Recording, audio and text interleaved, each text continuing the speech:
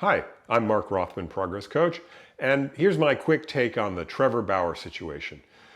First thing I want to say is one of my problems is that he doesn't understand the world he's living in.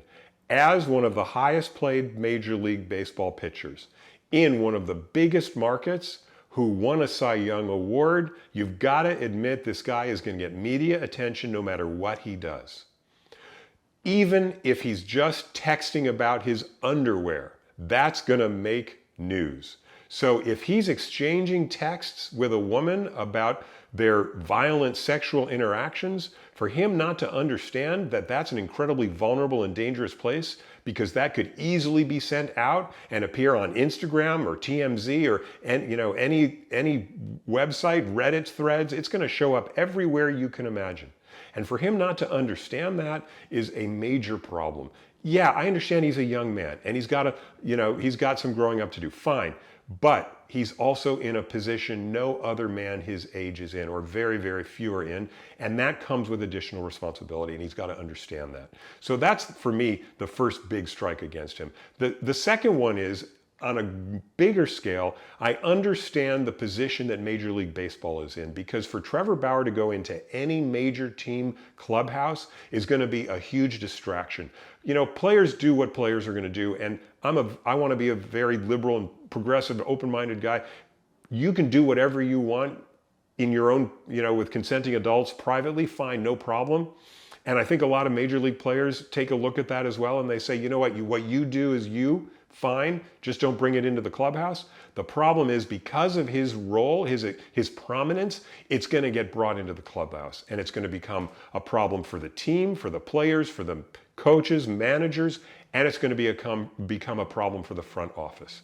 So I think Major League Baseball needed to make a business decision that would protect the entire league from the distractions that Trevor Bauer represented. And I think that was a big reason this decision came down, and I totally agree with it.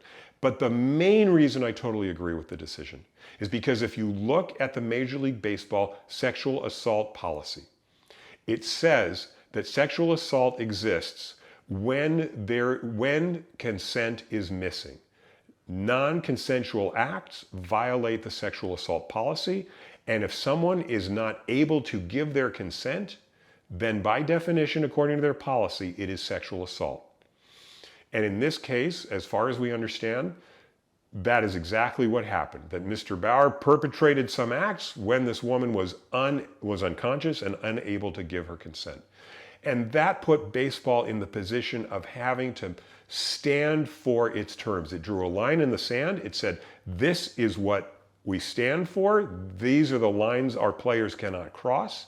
It was a joint statement. It was a joint policy agreed on between Major League Baseball and the Major League Baseball Players Association. And for it to have meaning, baseball needed to stand for it. It's something that I talk about in my coaching all the time. We need to set terms. And once we do, they're going to get challenged because people are going to want to know, do we mean it? Do you really mean it? And we need to stand for it and say, yes, I do, by standing for those terms. And that's what Major League Baseball did here, and I support it 100%. That's my quick take on Trevor Bauer. Leave your comments. I'm sure they're going to go both ways, and I'm looking forward to reading what you've got.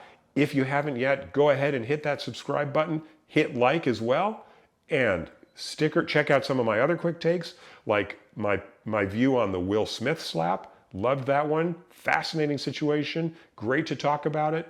And I'll see you in the next video.